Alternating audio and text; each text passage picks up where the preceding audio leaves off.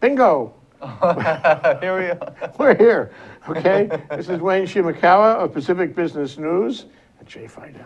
And we're talking about community matters, and we named this show, although we reserve the right to cover anything and everything, we named this show Hawaii, the State of the Merger. Yeah. That's all the talk these days, right? That's all the talk. I mean, at least in the energy side, and I think in general, right? Because it affects everyone. It affects essentially. everyone. If you have a utility bill, then you should be paying attention, paying close attention. You know, I think the merger has actually locked things up. Do you agree? I'll explain what I mean. You know, you can't move until you know how it's going to go. Right. All the great initiatives are kind of stuck. Yeah. And like we talked about earlier, like the cable, and then you have the demand response kind of programs. You have the PV issue with the rooftop solar. I mean, so there's a bunch of issues that are kind of waiting for the merger to be decided upon, and so that it causes kind of a traffic jam. I mean, did you get the press release today from Peter Russick at Hawaiian? Yeah. Hawaiian Regarding the battery energy storage. The pilot programs, yeah. That ought to be interesting. Yeah, I mean, I think so Watanabe Floral, they were one of the first to install one of these smaller.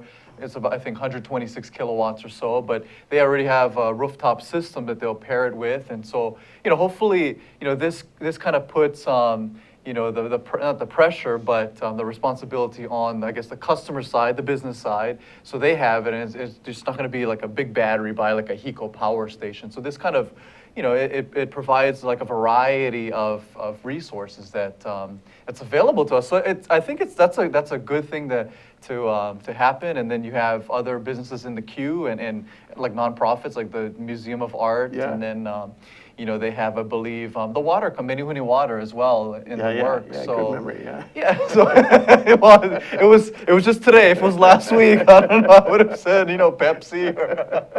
But that's I think a great thing that I think the utility, it's collaborative, right, with the Hawaii Energy Accelerator, and then of course STEM, the company that's company. I developing interviewed them at the summit. Yeah. Interesting company, the data analytics that they do, and so it's a company that has ties to California, ties to Hawaii, obviously, with the Energy Accelerator, but they're collaborating with the utility and making things happen. And so we'll get to see the results of that the project, which is about $2 million total, about a megawatt for a bunch of these businesses. So we'll get this. That'll be very interesting findings. I want to see it all, though. Yeah. I want to see it out there.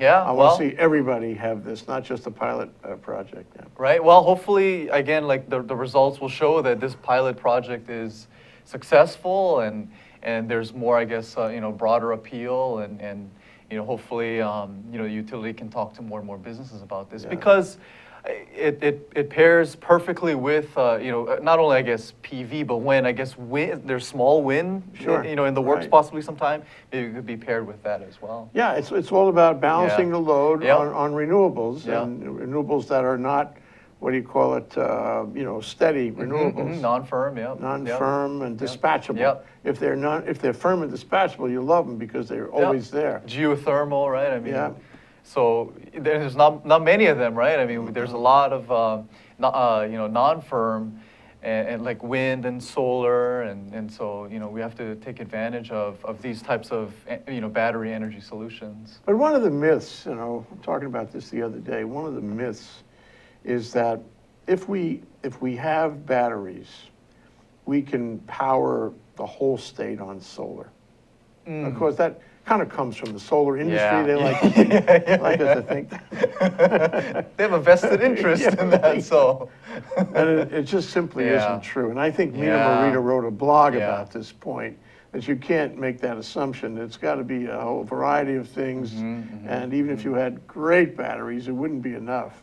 Right, and battery technology is finally getting to the point where it's cheap enough, and the technology is further along, where there used to be explosions and fires, and now they've kind of been able to kind of remedy those issues, and so the solar people, obviously, they'd like to see everybody have solar on the rooftops, big solar farms everywhere. But again, there's issues. Solar does it. I mean, if we put it all on the rooftops, I mean, there's a lot of issues with that right now. I mean, who's going to be paying for the the utility going out there and maintaining the infrastructure out there. So that's that's an issue as well. That's still being resolved. Yeah, and then don't forget community solar. Community solar is is another coming thing. the road now. It is, yeah. And it's going to be really, because a lot of issues there with community solar. Yeah, and that's the I guess the other option for the renters and for the people who live in condos like me. And I thought, you live in a condo too? No, a house, but You have a house? I lived in a condo for many years. Yeah. I know exactly what you mean. And so, that's, to me, I mean, it's not like it's groundbreaking. It's done in the mainland all over the place. And I think, it's one of those things where it's finally, it's becoming more and more of a solid concept. And so there's another pilot project coming through. Yeah, and there's something pending at the PUC about, where did I see? Oh, no, it wasn't the PUC. I bet you saw this too. Rob Robinson is one of the players. He's an old venture capital guy, and he's joining up with someone who I don't remember, and they are forming a fund, okay, for the development of community solar. Oh no, it was marijuana, one of the two. Anyway, my belief is that there will be funds, to develop community solar, so that you need financing for it. Somebody's got to build it and pay for the solar and all that. And maybe ordinary people, like people in condos or people who can enjoy the benefit of that, will invest in it. And then they get it both ways. So it's like on their roofs, because they're owners of this community solar thing. I mean, I think that's the way of the future. I'm not sure how the utility reacts to that, though, because it takes the generation aspect out of their hands.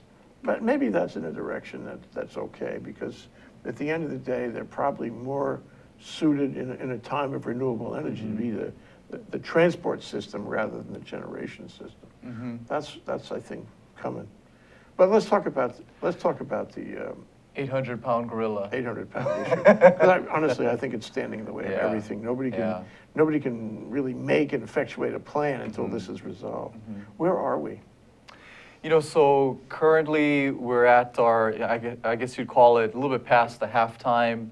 At about the halfway point. You had most of the interveners and the governor included in there with his two state departments that are in opposition. So now with the new commitments that NextEra committed to, a little over 50, they claim it's new, and with the responses by the interveners to those 50 or so commitments has been pretty much the same as the first response. There's not enough details. The commitments aren't very new. And so again, we're at this point where a lot of the interveners, the governor effectively through his two state departments, are against the merger. And in the midst of these listening sessions, we just got through the two on the Big Island. We have one on Kauai, I believe, at the end of this month. And then we have the big one on Oahu. And then, of course, you head into the evidentiary hearings, which will be another week-long marathon event. You're going to at be the there, Blaisdell. aren't you? Yeah, I'll be there with my headband.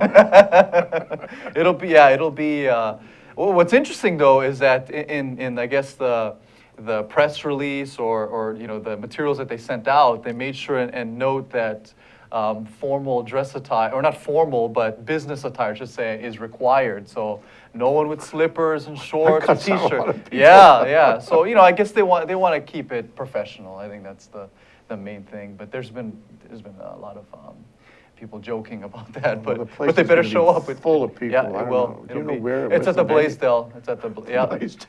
You mean the? Well, I don't know, but I think it's in probably like not in the arena, but maybe in one of the exhibition halls or so. Like they'll probably not in the symphony hall there. No. Why not? I mean, maybe there will be a lot of people though, and I hope they at least open up to more seating than needed, because that's where it leads to a lot of issues, and people will be complaining about. This is a complete lightning rod of public opinion on this, and I'm sure you are too, trying to figure out what is really going on here. This is unprecedented. The deal is unprecedented, but the reaction is unprecedented. I remember Eric Gleason was here, sat in that seat a couple months ago, and we've had a lot of mergers. We've merged all kinds of other companies. Yeah. We never had an experience like this. No. This is really different for us, and it's probably different for every other merger like in the world. We're cutting new turf on our reaction to this merger, and I don't understand why. Actually, do you have a thought about why the public is so up in arms about this?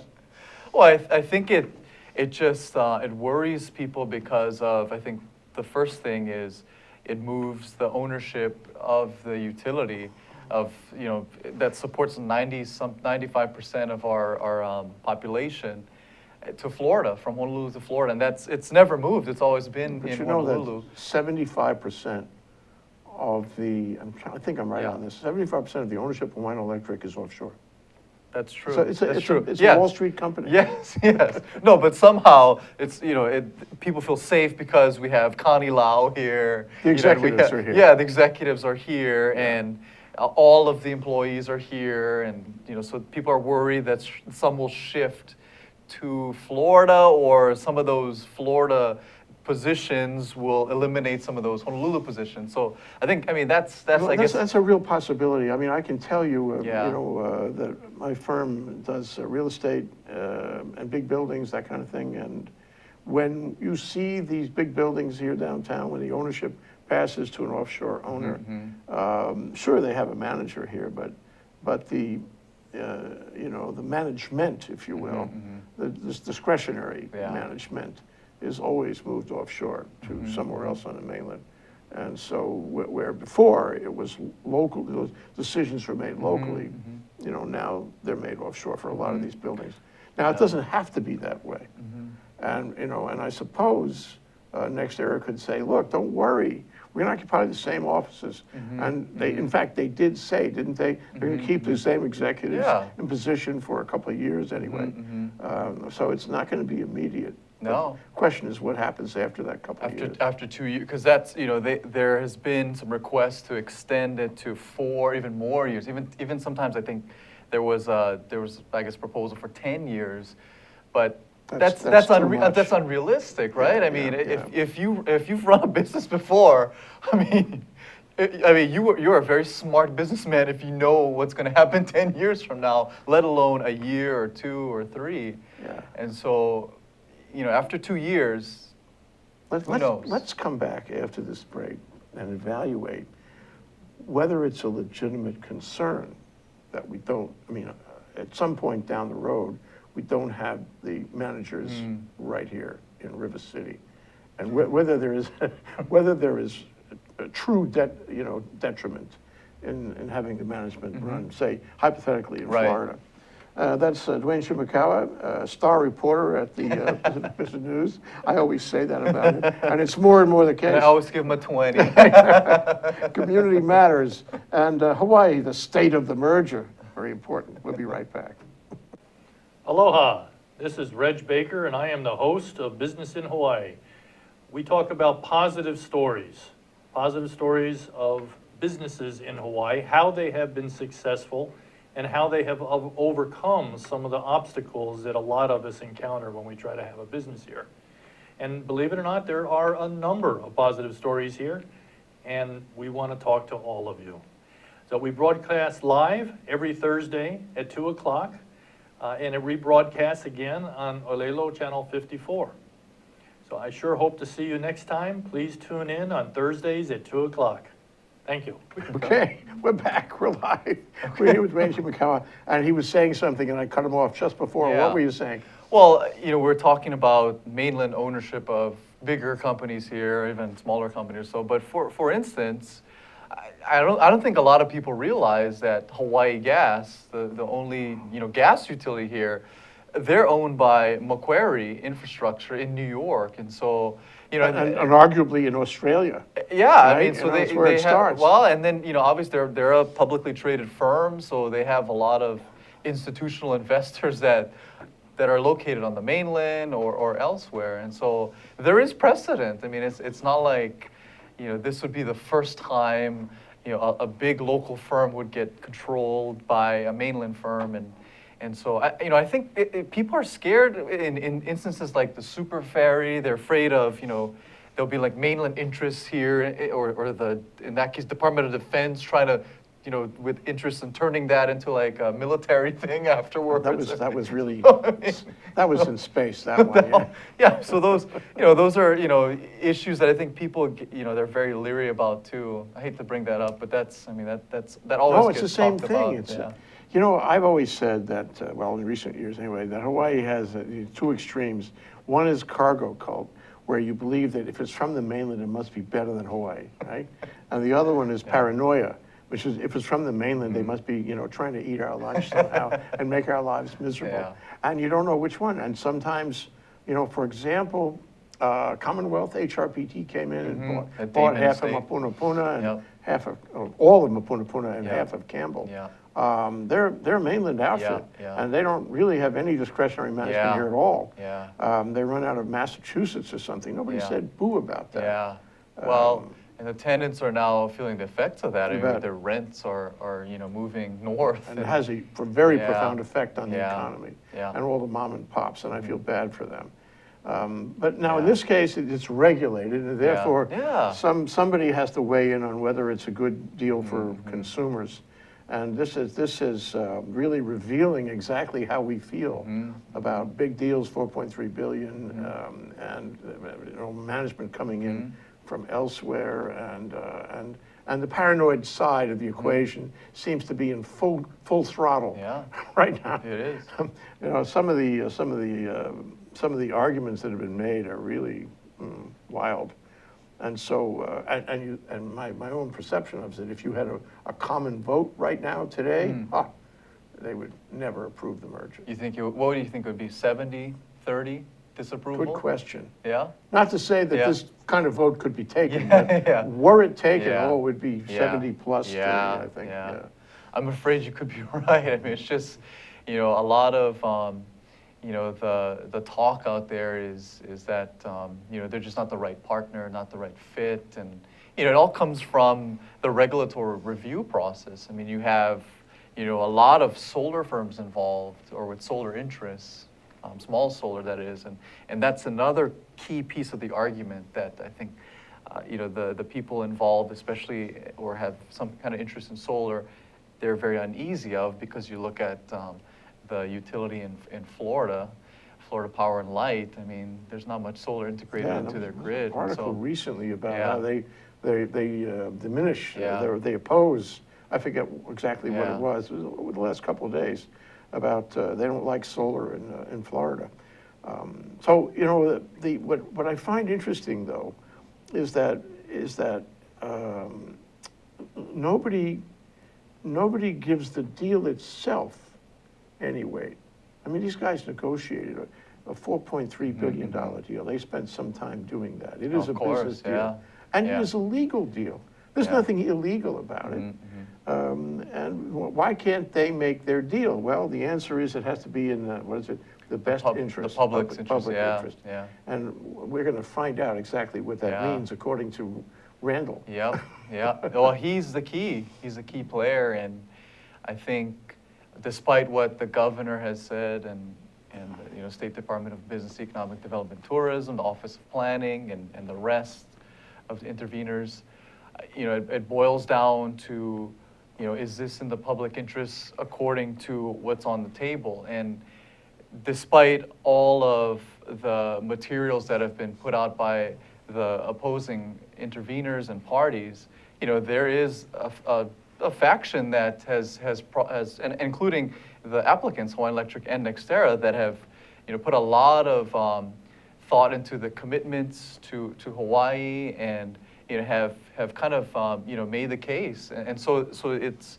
although it is it's in the public interest. yeah, and so although the scales tip in the opposing direction, I mean, there's a lot of people that are, for the merger, and they feel that, I mean, if not Hawaiian Electric, then what do we do? And people, obviously they weren't really happy with Hawaiian Electric, and NextEra has all the financial power, the good credit, they have the experience. They're a successful company. Successful company. I mean, they're the world's largest renewable energy company. I mean, they do business all over the United States, a lot of connections, and so maybe they could help speed up this transition to 100% renewables. And I think that really hasn't been talked about as much. And when I write articles, I try and make sure that their voice is in there, and that it's not all about it's all in opposition for the merger. I mean, there has to be a balanced side to it, and I think Randy Iwase can see that. I think he sees that there are two sides to this. Well, the question is whether he's strong enough, Yeah. to put all the improper Yeah. influences out of Yeah. his Well, process. he's basically coming out of retirement, right? This is his third time out of retirement. So there's no other step up job for him. So he doesn't really need to be looking Right, out I agree for with you. his interests, because this is it for him. I mean, this is probably he's sailing. This is his he's legacy. sailing out into the. This could be his finest hour. Yeah. And so One way or the other. But what's so ironic, and you alluded to it, is that before, the public opinion seemed to be criticizing Hawaiian Electric in every which way, and ginned up by the solar complaints about interconnection and the like.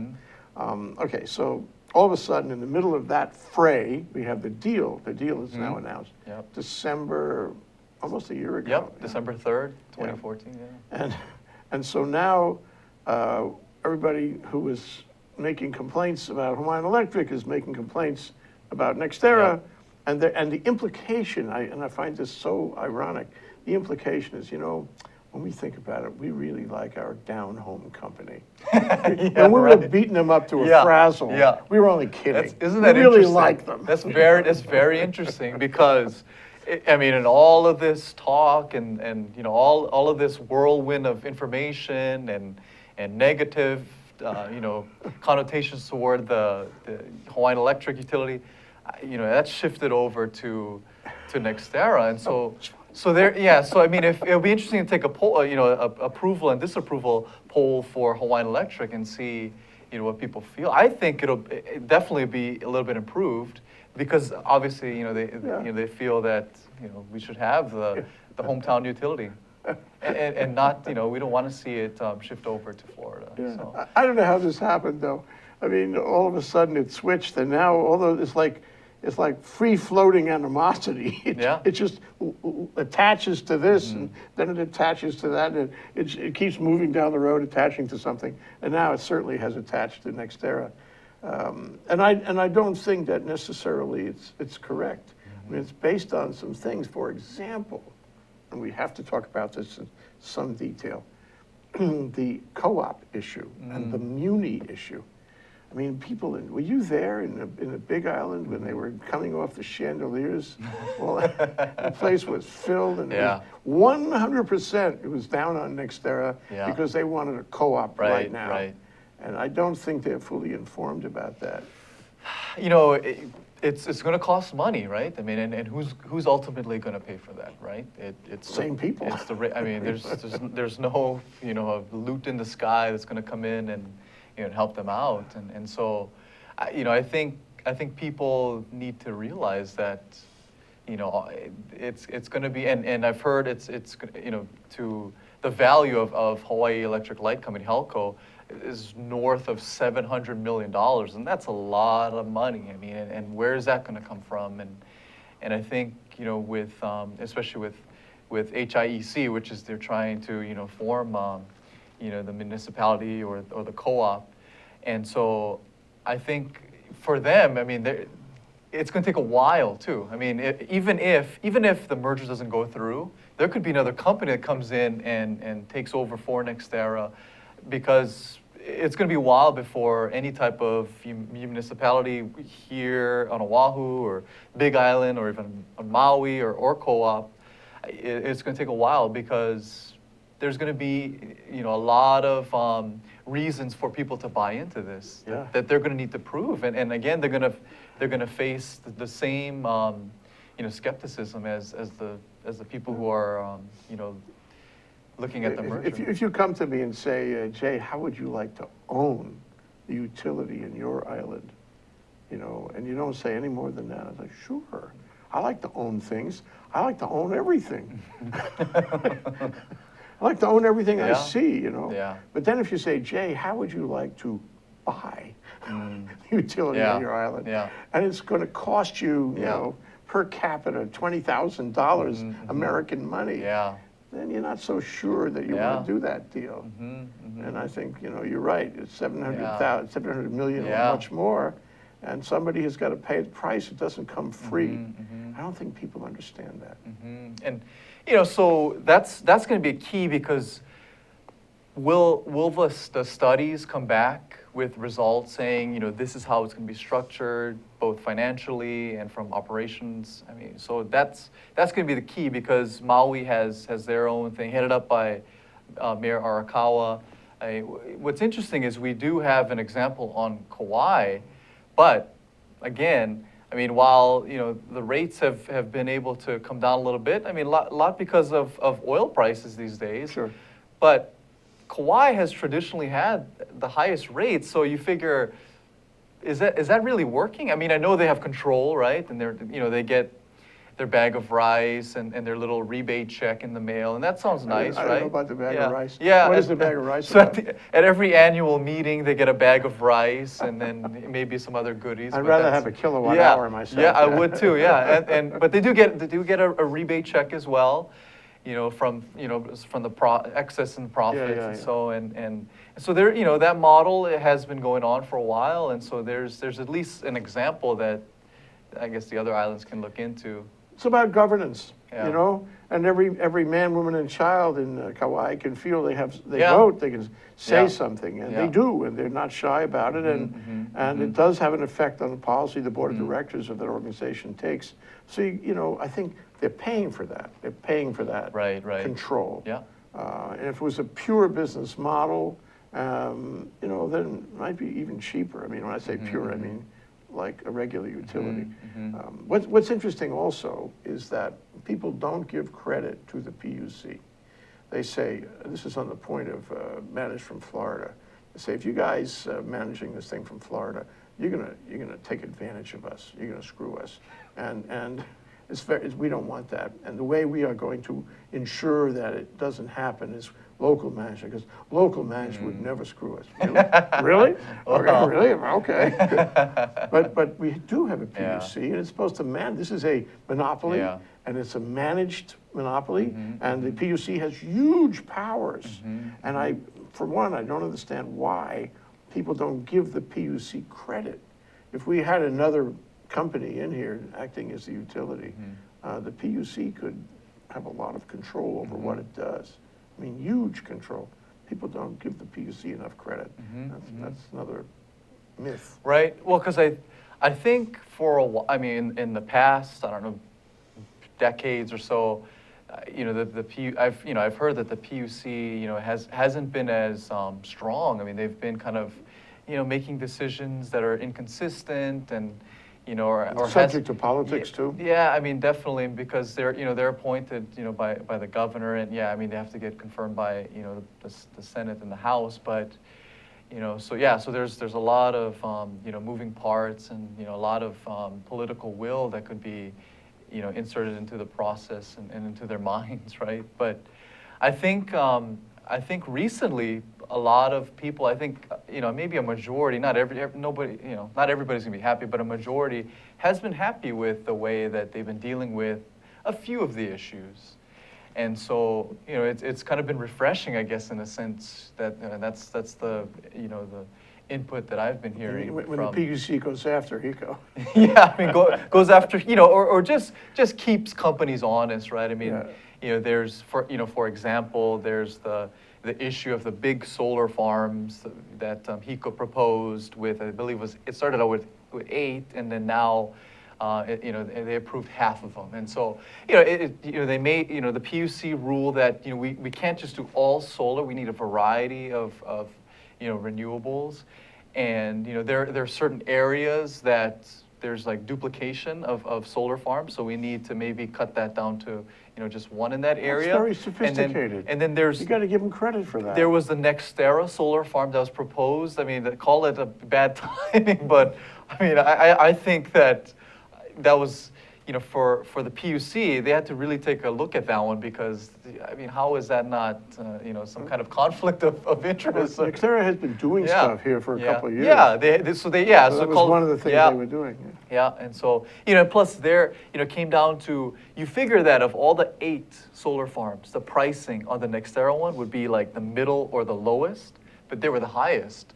So, one That was easy one for would the ponder, PUC. yeah, one would have to ponder, the thinking behind that. Because wouldn't you want to just get out of the controversy at all and just say, hey, we're the lowest, we're negotiating to buy HECO, but hey, you know what, we want this for Hawaii lower cost, but they were the highest one. Granted, they were below the threshold that was in the application process, but then again, you want to steer clear away from any type of questionable. So we're going to take another break, Yeah. but when we come back, Duane, I'd like to talk to you about the negotiation. Because people have said, including NextEra itself, that this is a large negotiation. That's what it's turned out to be. Whether it was intended to be that, originally, I don't Yeah. know, but it's turned out to be a negotiation in public. Mm-hmm. It has, yeah. Let's talk about, some of the elements being negotiated. Hi, I'm Donna Blanchard. I'm the host of Center Stage here on ThinkTech Hawaii. Center Stage airs every Wednesday at 2 o'clock, and of course you can check out our archives on YouTube or on ThinkTech Hawaii anytime you like. Why should you do that? Because this is an arts show that I believe is making a difference in lives. We talk with artists of various ilk. We talk with painters and writers, playwrights, novelists, poets, sculptors, dancers, you name it, directors, actors, of course. And we don't only talk about what people do, but we talk about how they do it. And my favorite part of the conversation, we talk about why they do it. And it's really common on this show to hear people say, wow, I didn't think about it that way. And it's very common to hear people afterwards who have seen the show say the same thing. And I hear all the time that people are inspired by the conversations that we have. So why don't you join us and be inspired too? That's Center Stage on Wednesdays at 2 o'clock. We'll see you Center Stage. Back, we're live, and if I didn't mention it, that's Duane Shimokawa. Oops. Star reporter for Pacific Business News, covers energy, knows a lot about. So we're talking today about Hawaii, the state of the merger. That's the merger if you Yeah. didn't know. If you've been living on Mars and you didn't know, that's the merger with NextEra. Or Mauna Kea. Or Mauna Kea. Well, but there is a similarity with Mauna Kea. There is, yeah. Because yeah. there's a lot of people, for example, what we have is a lot of people in the Big Yeah. Island meeting Yes. Talking about the co-op there, and talking Yeah. about the munis on Maui. But the reality is that the PUC cannot deal with that. That's not the issue Right. in front of the PUC. No, it's not. It's not. And I think, Yeah. I frankly think Yeah. that what he should say is, don't give me any more on that. I Yeah, want to hear yeah, it. yeah. I got to decide Yeah. whether it's in the public interest. That's all. That's a great point because what's being discussed now is there's one big issue on the table. It's the proposed acquisition of Hawaiian Electric by NextEra, and whatever type of alternatives are out there. That's fine and dandy to propose and to talk about, but let's just talk about this right now, the issue on the table, and whatever happens, once we get through it, then we can talk about these other issues. All the while you can do the studies and you can Later, you can make another application Yeah, later. We but- can have a whole PUC proceeding lasting forever yes. about this, but not now. No, because Not here. Because it's too big of issues to deal with it all at one time, and I think it is counterproductive on the people who are proposing the munis and the co-ops, to come in there and try to to basically push their points, but at the same time, that's not part of the conversation right now. It's not the common It's good. not. It's not the right common now. good. It advances their agendas, but it's not the common good. Nope. And so digression for a moment, what is the best interest of the public? Is it price? Is it, So you mentioned there's price. There's reliability and Reliability? there's, making, obviously there's the mandate, the 100% renewables by 2045. I mean, so that is now, in the forefront just because of the magnitude of it. I mean, before it was, kind of a weaker mandate. Now it's the strongest in the nation. So so you have those two, the price, the reliability issue. A lot of, it's been shown that, people want to get to 100%, and they prefer renewables. And I think at the same time, it's to, to get away from fossil fuels like oil and, like LNG again. I mean, that's kind of a, Is that's up LNG in part the of that, air. do you think? Yeah, well, yes, it is. It is. I mean, nothing's been, taken off the table. I know the governor has put forth his stance, and the PUC that's one of the several huge cases that they're looking at right now. I mean, could you see, is for to- example, this is Yeah. very interesting, that at the end of the day, the PUC says, these guys want to do LNG. We don't like LNG, and we don't think it's in the best interest to do LNG. So we're going to deny this application because it encompasses LNG. Do you think that could happen? No, I don't think so. Because I think what NextEra has proposed is, they're committing to the 100% renewables, and I think what else do you need to do, right? I mean, they can commit and then not do it, but again, I mean, we got to take their word for it, and that's, if you're uneasy about that, then you're uneasy about that, and you should oppose the merger. But I think they've committed to 100% renewables by the mandated 2045. Well, maybe date. one element too is that this company, they've said they're going to put a lot of money into it. And my guess is they can and will put more money into it than Hawaiian Electric could put into it, just on the Yes. basis of Yes, resources. yes. And it's a big company. Yes. It can put tons of Yes. billions in, beyond what the purchase price is. Oh, yeah.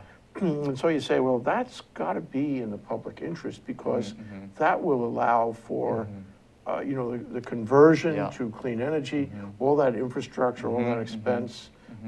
That's got to be public interest, and it's got to be a better angle at public interest than Hawaiian Electric could do even if it wanted to. So, I mean, it's a weighing and a Yeah. balancing here. And, don't you think at the end of the day, the PUC, whatever it does, it's going to have to explain all these factors, Yes, how they yes, relate, or yeah, there will be an yeah. appeal. Oh, yeah. Well, Potentially. I mean, I think, NextEra has said that if they get the denial by the PUC, they're gone. I mean, or they're not going to reapply or appeal. They're done. I mean, they've made their case. I mean, and there's boundaries. They're not going to go past making 1,000 commitments. I think you're right about that. They'll split. They'll split. In fact, it surprises me they haven't split already with some of the treatment they've been getting on the neighbor islands. Yeah, yeah. No, I mean that's very disconcerting. I mean, if anything, be respectful to the process. I mean, NextEra hasn't been disrespectful to anybody. No, I mean, not at all. they've come down here, and maybe at first they didn't understand how it is to do business in Hawaii, but they're learning, they're trying. They're trying to get out into community. It's a moving target. Yeah, do it is. business in Hawaii. Yeah. Just when you thought you knew, then something else comes up and you didn't Yeah. know. You have to Well- adapt. You have to adapt. Well, and what's interesting is the renewable energy mandate kind of changed on them too, because it was before, right, the 70%, and now it's 100%. So now, it's a deeper commitment, and they've committed to it. So That goes to the question of the public negotiation, as it were. I think they were criticized handily at the beginning for not revealing Yeah. exactly what their plan was. I remember they had this raw meat. I use that term all the time. This raw meat meeting of the joint energy committees back in a few months ago. And the question was put by a number of legislators. Yeah. What's your plan? I am never going to approve anything Right, unless right. you tell me your plan. I want to know all the details right now. Well, wait a minute, does Hawaiian Electric have a plan? Yeah. Does the PUC have a plan? Yeah. Does anybody have a plan? Why should these guys, who are, they don't do business here a lot, why should they be forced to come up with a plan? But they ultimately decided they'd better come up with a plan. And now they have a plan which says they're gonna do this, this, this, and this, and it includes they're gonna put money in, and they're gonna be local management and all, and they're negotiating in public. He said so. So what they Yeah. did is they put their plan, their negotiating position on the table in their last filing with the PUC, and they're waiting for a counterproposal. I don't know Yeah. when or whether or what that's gonna be. Yeah, but- and it could very well come down to, in the end, the PUC, whether it's, I mean, if they approve it, it could be a bunch of, conditions, doing this, I mean, it could be just thousands of pages of just all these commitments, and so, like you were talking about the negotiations that's happening right now, that's, a lot of it is opposition right now, but then, you have, what's interesting, NextEra is negotiating more, they're putting more on the table, more deals, more commitments. And so will there be a point where finally people are going to realize that this is enough, or, maybe NextEra will say, well, we have 100 more commitments, and then that is it. That's all we got. There's gotta be a point where they can't. Yeah, or what do you guys really want? That's the thing that a lot of the interveners and a lot of people aren't really saying is they're not saying what exactly they want. I mean, they're being vague as well and saying, we want you to be more committed to bringing down the price. We want you to be committed to renewables, 100% by 2045. We want you to stay in Hawaii forever. Some of these are unrealistic, right? To ask any company, So I think, I've heard a lot of people, not really asking for, what they want in more detail. And it's ironic because they're telling the NextEra isn't giving them enough details. Yeah, it may be that this ultimately falls, and not that it should, but it Yeah. ultimately falls on the PUC Yeah. itself to respond to the Right. proposal and say, well, that's a reasonable proposal. We believe that they can and will implement Yeah. that proposal, and we'll take it, and it could be that happens. Or it could be that people, the protest group, if you will, says, this is never enough for us. We're never going to be satisfied. And that's a whole different discussion that Yeah. you and I have to have Oh, sometime. man. Yeah. No, there are the people out there saying, what's next, right? And then those are the muni people and the co-op people, and those are the solar people are also, in that group. And, the conversations have already started, which I think, maybe it's a little bit too premature. I mean, we still got, I think, all of the first half of next year. We've got a couple months to go. We've got, a lot of We're running out dialogue. of time. A lot of, yeah, I mean, it's, it doesn't feel like it's been almost a year since it was first announced. I Not guess, much has happened. I mean, yeah, so, it's going to be, I think, an interesting holiday season with the evidentiary hearings, and, I think, that's gonna be so there's nasty. going to be, a lot of dialogue that'll be very, contentious. And I and worry, I'll tell you what I hopefully- worry about, Yeah. okay? I worry that's going to be a real raw meat hearing. And of course, the PUC wants to allow everybody to come Yeah. in, express themselves, transparency. Yeah. Not going to block anybody from being that way. And there's going to be, it's a salient point. You have to wear shoes because otherwise it's going to be off the chandeliers again. And it's going to be very Yeah, unpleasant. yeah. What bothers me is this. The world is watching this. Just the way they were watching Super Ferry, which left a permanent imprint in our And reputation. Mauna Kea. And TMT and Mauna Yeah. Kea, which gives us both black eyes, and still today. Not one spade has been turned.